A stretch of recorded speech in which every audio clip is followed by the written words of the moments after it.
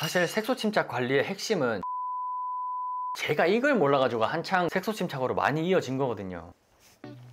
오늘은 저에 대한 이야기를 좀 해보려고 합니다. 저는 10년 동안 야구를 했던 운동선수였습니다. 놀랍죠? 얼굴에 운동이 없는데 이게 운동을 하면서 햇빛에 많이 노출이 될 수밖에 없는 조건이었지만 크게 막 특별한 관리나 이런 거는 전혀 하질 않았습니다. 왜냐면 그래도 항상 피부가 좋았기 때문에. 그래서 나는 피부가 타고났구나 라고 생각을 해가지고 피부보다는 옷, 그러니까 스타일 같은 것들에 훨씬 투자를 많이 했습니다. 거의 수입의 반이 옷에다가 그냥 막 다 저질렀어요. 근데 갑자기 운동을 그만두고 서울로 올라오면서 2년 새에 피부가 완전히 다 뒤집어졌습니다. 여드름은 물론이고 색소 침착까지 심해져가지고 진짜 자존감이 바닥을 치는 지경까지 갔거든요. 그리고 더군다나 제가 화면에 노출되는 직업을 원했기 때문에 피부가 안 좋아지고 그랬던 게 진짜 엄청난 스트레스로 다가왔습니다. 근데 여기서 정말 큰 문제가 뭐였냐면 저는 피부가 안 좋았던 적이 단 한 번도 없었기 때문에 어떻게 관리하는지 그 지식이나 이런 정보 같은 게 1도 없었어요. 남들이 좋다는 거 다 써보고 남들이 하는 관리 다 따라 해보고 근데도 효과는 하나도 없어가지고 진짜 하루하루 스트레스가 진짜 극에 달아가지고 막 머리까지 빠질 지경이었어요. 진짜로. 피부가 안 좋았던 분들은 진짜 다 아실 겁니다. 제 마음을. 무튼 그래서 지금의 저보다 피부가 좋으신 분들이 충분히 많긴 하겠지만 그래도 저와 같이 성인이 되고 나서 갑자기 여드름이 올라오는 성인 여드름, 그리고 관리를 잘 못해가지고 생기는 색소 침착까지, 이것들을 어떻게 해야 될지 모르시는 분들을 위해서 제 경험을 토대로 한번 이렇게 영상을 찍어보려고 합니다. 일단 성인이 되고 나서 생기는 여드름을 좀 예방할 수 있는 방법은 첫 번째는 알러지 테스트를 한번 해보시는 겁니다. 제가 부산에서 서울로 이제 상경을 하면서 혼자 막 월세랑 생활비를 다 감당을 해야 하다 보니까 식비가 너무 아까워가지고 계란 2판을 사가지고 삼시세끼 다 계란밥만 먹은 적이 있거든요. 근데 알고 보니까 알러지 테스트에서 계란의 위험도가 제일 높게 나왔습니다. 그것도 모르고 1년 동안 거의 맨날 삼시세끼 계란밥만 맨날 먹었던 거야. 그러니까 당연히 몸도 안 좋아지면서 피부까지 올라와가지고 피부도 당연히 뒤집어질 수밖에 없다고 저는 생각을 하거든요. 그걸 조금만 더 일찍 알았더라면 골고루 먹고 했을 텐데 돈이 아깝다 보니까 미루다가 거의 서울 올라오고 2년 만에 한 거였습니다. 그 이후로 이제 계란을 뭐 아예 안 먹을 순 없으니까 조금 줄이면서 야채도 많이 먹어주고 반찬들 골고루 사가지고 먹어주니까 확실히 트러블이 덜 나고 여드름 같은 것도 많이 안 올라오고 이제 소화도 잘 되면서 그렇더라고요. 그리고 두 번째는 샤워기 필터를 써주시는 겁니다. 보니까 해외여행 갈 때는 샤워기 필터를 많이들 챙기시는 것 같은데 일상생활에서도 무조건 쓰시는 걸 추천드리거든요. 일단 아까도 말씀드렸지만 서울 올라오고 나서 저의 첫 자취방이 반지하였습니다. 근데 요즘 반지하들은 잘 만들어져 있어가지고 옛날만큼 벌레가 많이 나오거나 곰팡이가 막 엄청 심하게 있거나 그렇진 않은데 그래도 반지하는 반지하더라고요. 거기서 살 때는 몰랐는데 이제 이사를 한 다음에 나머지 짐을 챙기려고 다시 그 방을 가보니까 곰팡이 냄새가 너무 심했습니다. 그것도 모르고 저는 한 4년 동안 거기서 계속 산 거지. 그러니까 옷에서도 냄새 배고 막 피부도 안 좋아지고 뭐 그랬던 거죠. 특히나 화장실. 혹시라도 이 영상을 보고 계신 분들 중에서 내가 반지하에 살고 있다 그러면 공기는 뭐 어쩔 수 없다 치더라도 샤워기 필터만이라도 좀 제발 바꿔주시는 거 추천드리겠습니다. 뭐 좀 더 말씀드리면 샤워기 뿐만이 아니라 그 세면대 있잖아요. 세면대 필터까지 바꿔주시면 더 좋습니다. 그리고 세 번째는 누가 좋다는 제품 무조건 사는 거는 절대 아니라고 생각을 합니다. 물론 그 제품이 좋아가지고 추천을 해주시는 건 맞겠지만 그거는 그 사람한테 좋은 거고 나한테는 안 좋을 수가 있단 말이죠. 그러면 중요한 게 뭐냐, 내 피부 타입을 먼저 제대로 알고 계절에 맞는 제형의 제품을 써주는 게 저는 가장 중요하다고 생각을 하거든요. 최근에 뭐 장벽 크림 리뷰해달라는 댓글들도 좀 있고 확실히 이제 가을에서 겨울로 넘어가는 이제 시기이다 보니까 장벽 크림에 대한 니즈가 되게 많으신 것 같더라고요. 그래서 또 제가 총정리를 한번 찍어 보려고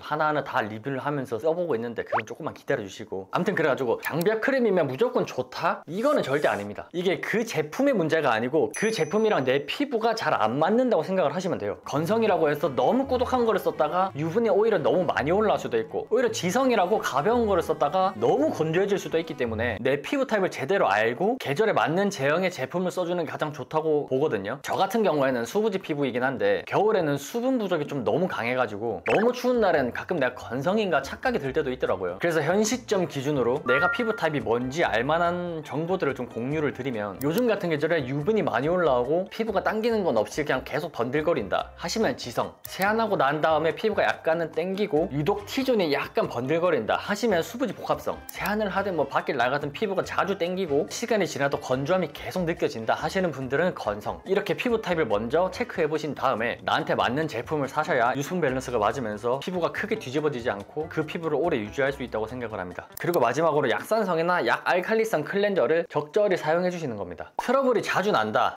피부 자극 때문이구나, 그러면 나는 저자극 제품을 다 사용을 해줘야지, 이거는 잘못된 공식이라고 저는 생각을 하거든요. 물론 피부 장벽이 무너졌을 때는 클렌징 밀크 같이 저자극 세안제만 사용해주는 건 좋은데, 이게 트러블이 원인이 무조건 강한 자극 때문만은 아니라고 생각을 하거든요. 이게 무슨 말이냐면 저자극이라고 해서 무조건 다 좋다는 건 아니라는 거지. 그래서 유분이 많은 지성 피부분들은 주에 한 2, 3회 정도는 약알칼리성, 이렇게 약간 뽀득뽀득하게 씻기는 그런 세안제를 사용해 주시는 게 좋고, 수부지 복합성 피부분들도 평소에는 약산성 클렌징 폼을 사용을 하시되 주에 한 1, 2회 정도는 약알칼리성 클렌저로 씻어주시는 걸 추천드리겠습니다. 왜냐면 유분이나 노폐물이 제대로 씻기지 않아가지고 트러블이 나는 확률이 되게 높기 때문에 약알칼리 클렌저를 적절히 섞어서 사용해 주시면 좋다. 그러면 이제 올라오는 여드름은 예방을 했지만 이미 올라와서 생긴 색소 침착은 어떻게 관리를 해주냐, 이게 어쨌든 중요한 거잖아요. 우선 첫 번째는 선크림을 무조건 바르시는 겁니다. 진짜 뻔한 얘기지만 선크림이 제일 중요하거든요. 365일은 다 바르셔야 됩니다. 저도 사람인지라 근데 선크림 안 바르는 날도 되게 많긴 했어요. 트러블이 나서 내가 압출을 했다 그러면 그게 상처가 나 있는 피부이기 때문에 피부 겉에 여기보다는 그 안쪽이 드러나 있는 경우가 더 많단 말이죠. 그 상태로 자외선을 계속 받는다 그러면 이제 그게 색소 침착으로 변하는 겁니다. 그래서 더더욱 선크림을 발라주셔야 되는데, 하나 주의해야 될 게 짜고 난 다음에 바로 선크림을 바르시는 게 아니라 상처가 조금 아문 뒤에 선크림을 발라주셔야 됩니다. 막 여드름이 짜가지고 피가 나오고 있는데 그 위에 선크림을 발라버리면 이게 자극이 될 수도 있고, 그러면 상처가 더 늦게 아물기 때문에, 그러면 선크림을 언제 발라줘야 되냐, 상처가 더 아문 뒤에 눌러도 내가 아프지가 않다 그러면 이제 선크림을 바르시면 되는데, 여드름 짠 다음에 내가 바로 외출을 해야 되는 상황이다 그러면 여드름 패치를 무조건 붙여준 다음에 그 위에 선크림을 발라주시면 됩니다. 제가 이걸 몰라가지고 한창 그 여드름 났을 때 색소 침착으로 많이 이어진 거거든요. 그리고 한 가지 더, 헬스장 갈 때 무조건 모자를 써주거나 양산이라도 써주기, 아니면 헬스장에 햇빛이 많이 들어온다 그러면 선크림이라도 바르고 가기. 요즘은 헬스장이 지하에 있는 경우가 많아가지고 햇빛이 드는 헬스장이 많이 없긴 한데, 어쨌든 헬스장을 가는 그 길 과정이 자외선에 노출이 쉽기 때문에 헬스장 가는 길에는 무조건 모자를 써주거나 마스크를 끼거나 더하면 양산까지도 써주시면 좋은데, 헬스장 가는 길에 뭐 5분밖에 안 걸리는데 굳이 해야 될까? 라고 하신다면 진짜 한 대 맞아야 돼. 헬스장 주에 4번 간다 치면 일주일에 40분, 1년이 52주니까 곱하기 52 하면 2080분. 이제 그 중요성을 좀 알겠습니까? 그리고 두 번째는 자외선 차단 기능이 있는 패치를 써주시는 겁니다. 얼굴이 트러블 많이 나시는 분들은 이런 여드름 패치는 필수로 들고 다니실 텐데, 올영 들어가 보면 종류가 너무 많잖아요. 물론 일반 여드름 패치도 좋긴 하지만 이런 자외선 차단 기능이 있는 여드름 패치를 써주시는 게 색소 침착에는 더 도움이 되거든요. 저는 요 케어 플러스 제품을 쓰고 있는데 이 패치를 알게 된 후로는 일반 여드름 패치는 못 쓰겠더라고. 다른 패치들은 상처 보호나 아니면 트러블 케어에 좀 더 중점을 두는 패치들이 많은데, 이거는 그거 플러스 자외선 차단 기능까지 있는 거여가지고 여드름이 짜고 난 다음에 색소 침착이 될까봐 고민이신 분들은 요 자외선 차단 기능이 있는 여드름 패치를 사용해 주시는 거 추천드리겠습니다. 그리고 다음은 비타민 제품이나 색소 침착 제품을 잘 사용해 주시는 겁니다. 색소 침착은 한 번 생기면 없애는데 시간이 너무 오래 걸리잖아요. 그래서 많은 분들이 비타민C나 아니면 미백 제품들을 많이 사용을 해주시는데, 사실 색소 침착 관리의 핵심은 제품을 잘 고르고 잘 써주시는 거거든요. 단순히 미백 기능이 있다고 아무 제품이나 막 써주시는 게 아니라 피부 상태와 타이밍에 맞게 써주시는 게 가장 중요하다고 생각을 합니다. 예를 들어 가지고 비타민C는 뭐 멜라닌 생성을 억제하고 피부 톤을 좀 맑게 만들어주는 성분이긴 하지만, 순수 비타민C는 자극이 될 수가 있기 때문에 피부가 예민하거나 여드름 막 짠 상태에서 발라주신다면 피부 자극이 더 심해져가지고 오히려 색소 침착이 더 심해질 수가 있거든요. 그래서 처음에는 비타민C 유도체나 나이아시나마이드 제품처럼 좀 순한 자극이 덜한 그런 성분들로 시작을 해보시는 게 가장 좋습니다. 그리고 이런 기능성 제품들을 써줄 때는 수분 토너나 아니면 뭐 토리든의 다이버니 수분 세럼 있잖아요. 그런 것처럼 수분 제품을 먼저 써주신 다음에 기능성 제품을 써주시는 게 가장 좋거든요. 이게 고함량의 효과가 좋은 기능성 제품이라도 흡수가 안 되면 뭐 말랑깡이잖아요. 결국 흡수가 잘 돼야 되기 때문에 피부 결을 잘 정돈해주고 기능성 제품이 균일하게 잘 퍼질 수 있는 피부 환경을 먼저 만들어줘야 된다, 뭐 이 말입니다. 그리고 정말 심하다면 레이저를 한번 해보시는 것도 저는 좋다고 생각을 하거든요. 이미 오래된 페인 흉터들은 솔직히 자기 관리만으로는 힘들기 때문에 너무 이렇게 스트레스 받으시지 마시고 돈을 이제 조금씩 모아가지고 피부과 가서 레이저 시술 한번 해보시면 좋지 않을까. 화이팅입니다. 이렇게 최대한 제 경험들을 토대로 한번 영상을 찍어 봤는데, 아무래도 날씨가 확 추워지다 보니까 이제 겨울 관리템 뭐 이런 것들을 한번 영상을 찍어 볼까 하다가, 저도 어쨌든 가장 많이 고민했던 게 이제 트러블 피부, 색소 침착 이런 것들이고, 그 경험을 토대로 이제 영상을 한번 해보면 좋겠다 싶어가지고 오늘 이렇게 영상을 찍어 봤고, 이 영상을 보신 분들이 조금이나마 도움이 많이 되셨으면 좋겠습니다. 그리고 저도 저도 잘 못하는 거긴 한데 트러블 막 올라왔다고 너무 스트레스 받으시지 마십시오. 최근에 제 영상에 이제 피부에 트러블이 막 올라와가지고 스트레스를 엄청 받는데 어떻게 관리를 해야 되냐 그런 장문의 댓글을 써주신 분이 있었는데 그 댓글을 보고 제가 옛날 생각이 너무 많이 나가지고 갑자기 이 영상을 이렇게 기획을 하게 된 거거든요. 아무튼 시청해 주셔가지고 너무 감사드리고, 피부 고민이 많으신 분들은 제 영상을 보시고 뭐 조금이나마 도움이 될 수 있도록 제가 열심히 노력을 해보겠으니까 하루하루 우리 화이팅 해보자고요. 아따자 화이팅!